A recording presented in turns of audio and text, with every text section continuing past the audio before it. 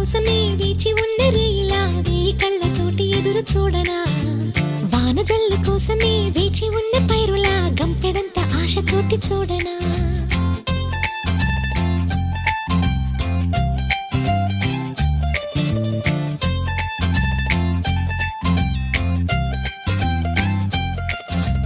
జోల పాట కోసం ఉయ్యాలలోన చంటి పాపలాగా